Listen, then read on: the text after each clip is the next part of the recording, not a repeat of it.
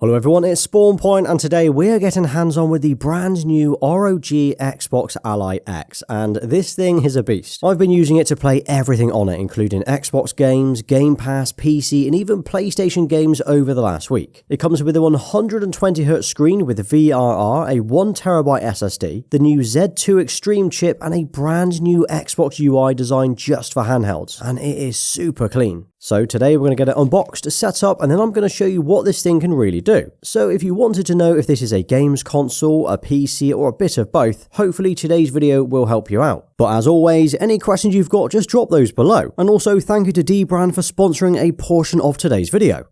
Right, so here's the box that it comes in, which is both Xbox and ROG branded with a pretty minimal black and silver design. It's also got the huge image of the Ally X on the front and some other branding around the sides. And then inside we have the new device, but we're going to put this down for 1 second and come back to it, because in here we have the usual warranty information and quick start guide that no one ever reads, a 65-watt power brick with a USB-C cable on one end, and a plug for charging it. And something that you might miss is on the inside of the box lid is one of these cardboard stands. You can use this as a cheap stand for your shelves or when you're using it in tabletop mode on your desk. But then here it is, the Xbox Ally X, and even though I've owned the other two ROG handhelds, on first impressions, I'm already preferring this one. Like, immediately in my hands it feels nicer to hold, and I'm 100% putting that down to these new grips. So they've got rid of the square design that we usually see on these and replaced it with proper controller grips like we have on the Xbox and PS5. Otherwise, looking around, we have a very similar design with a nice matte black finish to it where both the main case and the buttons are all black. In fact, the only colour on this entire device are these LED rings that wrap around the two thumbsticks, which you can turn off as well as customise in the settings. But one cool little detail that I've only just noticed is it has both the words Xbox and ROG printed into the design. It's tiny so you might miss it, but it's a nice little touch for this collab. There are a few other logos too, like the Xbox logo on the button here, the ROG logo across the screen, and another ROG logo on the side of the grips. Then around the back is a huge ROG logo designed into the vents. As far as handhelds go, I think this looks like an Xbox. It's got that Xbox Series X style to it, which I really like. As for the buttons and ports, we've got two full-size thumbsticks, a glossy D-pad which feels nice and firm, an Xbox logo up here for launching the Xbox game bar, and a command center button. On the other side, we've got the A, B, X and Y buttons again in a nice glossy black finish, a library button for viewing your game library, and a menu button. And then if we take a look across the top, we've got the power button which also doubles up as a fingerprint reader, a headphone jack and a micro SD card reader. There's also the volume buttons, two LED indicators for the power and battery, and two USB-C ports. We've also of course got these triggers and buttons across the top. And as you can see here, these triggers on this are actually pretty big and a nice step up from what we've had before. They again feel like a proper controller triggers, which is awesome to see. And then on the back we've got two more buttons. These are the M1 and the M2 buttons, which can be mapped to any other button you'd like. By default they are set to A and B, but you could have these set to anything else, which is perfect for those FPS games. Now, before we jump into the games and talk about the new Xbox UI, we need to set it up. So all you need to do is connect it to the charger and power it on, run through the various screens, sign into Windows and download any available updates. It'll take you about 30 minutes to do this and you should be up and running quite quickly. Then after that, it will load you straight into the new Xbox app where you need to sign into your Xbox account. And after that, you are good to go. And this is definitely a far more streamlined setup process than the other ROG handhelds. And here it is, and man, as soon as you switch it on, it boots straight into the new Xbox and gaming focused UI. It feels like you're now on a dedicated handheld console and not a handheld PC. Now, even though it's running Windows under it all, you don't actually ever need to use it or see it. And that's because as soon as you power it on, it immediately boots into this new simplified full screen UI, and it is so clean. Now, as I look around here, it's kind of what we've seen already on the Game Pass app or the Xbox consoles, but it's a stripped down, fast loading UI designed by Xbox for handhelds. Also, in case you wondered, all of the usual Windows apps and processes that you'd expect to be running in the background are disabled by default. So in here we've got all of the games that you're currently playing or that you've recently downloaded, as well as your full library of Xbox and Game Pass games. But one thing to note is not just your Xbox games in here. This UI shows all of your installed games including Steam, Epic and the other PC game launchers. So for example, I've got Call of Duty and Spider-Man Remastered on here, yet they are all showing up in the same game area. Now if you press the Xbox button, it will pop up this menu where you can quickly access things like the sound levels and brightness of the screen, as well as powering it off, network settings and a few other things as well. And then if we tab across the top, you can see your friends list, more sound settings and capture modes for photos and videos. And the last one here is the performance. You can see what your CPU or GPU is running at while you're gaming. Now I'll show you what happens when you long press this button a little later, but for now let's do some gaming first.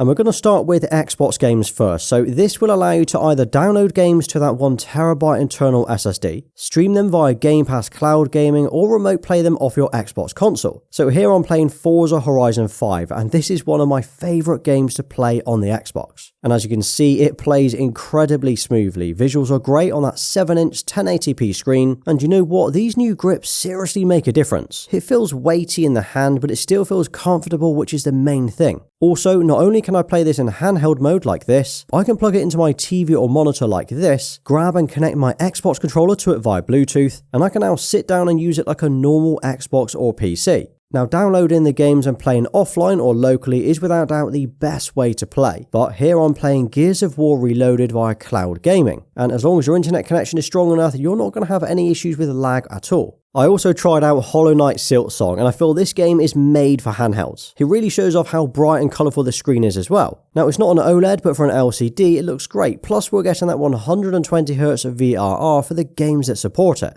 And if you ever wondered what it would be like playing an FPS game via cloud gaming, here it is. So I jumped on the Black Ops 7 beta to see how it would play in handheld mode. Now I would usually grab a controller for this and sit down at my desk, but I wanted to see how it would actually feel using the grips and the triggers. And although it's clearly a lot bigger than a standard controller, this feels great. Now as mentioned, the thumbsticks are full size, so it doesn't feel fiddly or small, and the triggers are perfect for shooting. But saying all of that, I really struggle to get any kills. Now that has nothing to do with the controller or the device as such, but it's because I was playing this via cloud gaming, and the lag made it almost unplayable as I was running around the map and getting shot before I even saw anyone. So if there is one takeaway from this, don't use cloud gaming for FPS games.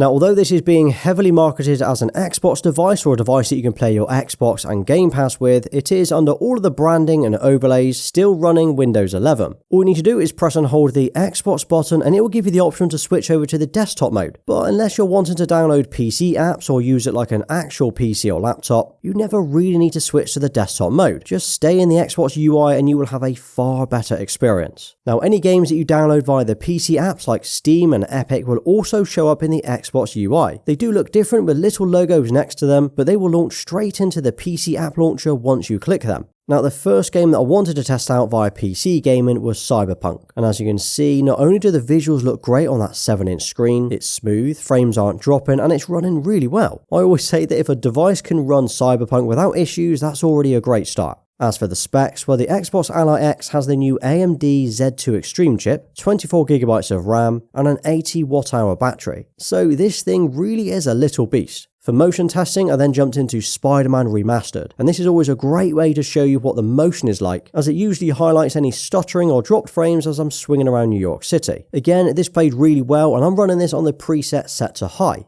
Now, of course, this is designed to be used in handheld mode, but if you wanted to, you could hook this up to a TV or monitor and use it that way instead. Connect a keyboard and mouse, and it essentially becomes a mini portable PC that you can use either handheld or docked. Now, what I would say is if you were grabbing one of these and you wanted to download your previous Steam games, here's a cool little tip for you. Instead of having to download all of your games again from the store, you can actually transfer them from another Steam library. So for example here, I'm using my PC to locally transfer my games over, making it so much quicker.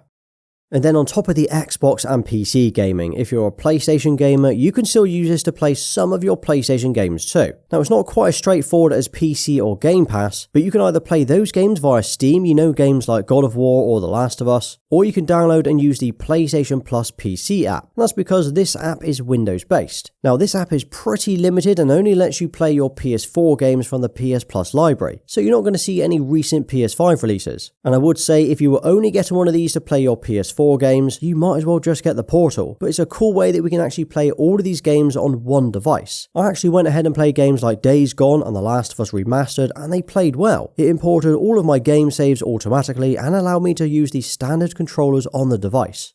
Right, so last week, dbrand reached out to me and they said, if you get the Xbox Ally X early, could we sponsor your video? Now, I couldn't confirm nor deny that I was getting it, but here's what they sent out. Firstly, I installed their tempered glass screen protector, which comes with 2 protectors, wipes, and a squeegee for removing any bubbles. It literally takes a couple of minutes to install, and it is definitely worth protecting it from scratches. And then we have the kill switch case. Now, they've been making these cases for years for different handhelds, so to get one already for the Xbox Ally X is awesome. This just slots over the frame and pops into place like this, then remove the little pull tabs, and here we go. So it adds a nice rubbery, rough grip to the case, which not only protects it, but actually makes it nicer to hold. Then around the back it's got a little kickstand so you can stand it up on your desk when in tabletop mode, and it also doesn't cover any of the fans or buttons around the side, so nothing is obscured, which is pretty cool. Then if you want to throw it in your bag or travel with it, it comes with this hard shell carry case. This just pops over the top and makes it almost indestructible. Now, I'm not going to start smashing it up to test it out, as this is a loaned unit, but it looks good and definitely something that I would use if I was away from home. So I've dropped a link to both of these down below if you want to check them out, and thank you again to dbrand for sponsoring today's video. Another UI or feature on the Xbox Ally is the command center. So if you press this little button on the left, it opens up this screen where you can get quick access to loads of settings on the handheld. Things like the brightness and the sound sliders, what operating mode you want to run it at. By default this is set to turbo for the best performance, enabling the on-screen keyboard, FPS counter and resolution modes. You can then go ahead and customize this too by adding or removing these quick icons, so things like the RGB mode for the thumbsticks, taking a screenshot, or enabling the airplane mode. It's a neat little overlay that you might need to jump into when you're in mid-game. And although this is clearly a gaming device, that is what 99% of you will use it for, it is still running Windows 11. And that means you can use it for work or productivity as well. Want to plug it into your ultra-wide and fire up that document or website? Well, you can. Want to connect a keyboard and mouse and write an email? You can do that as well. In fact, anything that you would do on a PC or laptop, you can do on this, either in handheld mode with the Windows UI like this, or connected to a monitor or TV like this. Remember, it's got a USB-C port too, so if your monitor has a USB-C, you can charge it and display at the same time. Now, as you would expect, it does have speakers built in, and that's what these little vents are on the front. And you know what? These sound pretty decent for a handheld as well. And what I like about these is because they are front-facing, we are getting clearer sound than if they were downwards or backwards facing. But here's a quick sound test so you can hear how they sound. And I know at least one of you will ask, so here's a quick comparison of the new ROG Xbox Ally against the original ROG Ally. Obvious colour differences aside, you can see how the new grips are totally different on the new one. We've also got the Xbox logo on the left hand side, otherwise they are mostly the same visually speaking. Internally though, the Xbox Ally X has the new Z2 chip, whereas the Ally and the Ally X has the Z1 and the Z1 Extreme chips. Performance will be roughly 20% better on the new devices. I do think though that the new grip alone makes the Xbox Ally X so much nicer than the original. But is it worth buying? Well, these are not cheap, and if you're comparing it to a console like the Series S or Series X, you're going to be in for a shock. But if you're comparing it to other handhelds, gaming laptops or PCs, it's still expensive to be fair. But seriously, the Xbox Ally is £499 or $599, while the Xbox Ally X, the one that I've got here, is £799 or $999. That is a lot of money if you're only planning on using it for cloud streaming your Xbox games. However, if you plan on using it for cloud streaming, Xbox Play Anywhere, PC games, and maybe even some productivity, it could be worth it. Plus, when you factor in the new grips, the automatic booting into the new Xbox UI, this doesn't feel like a PC anymore. It feels like a proper handheld console that does everything. I've got to say that ROG and Xbox have done a really good job with this collab, and I'm pleased to see that the UI getting some serious love, but I think the price could be the killer. Now let me know if you would grab one of these and what games you would play on it. Now drop a nice Xbox handheld in the comments and I'll give you a thumbs up for staying right till the end. And if you enjoyed today's video, check out my new gaming monitor video next, as it covers the ROG OLED that I'm using here. Well, thanks for watching, please like, subscribe and follow me everywhere. Until next time.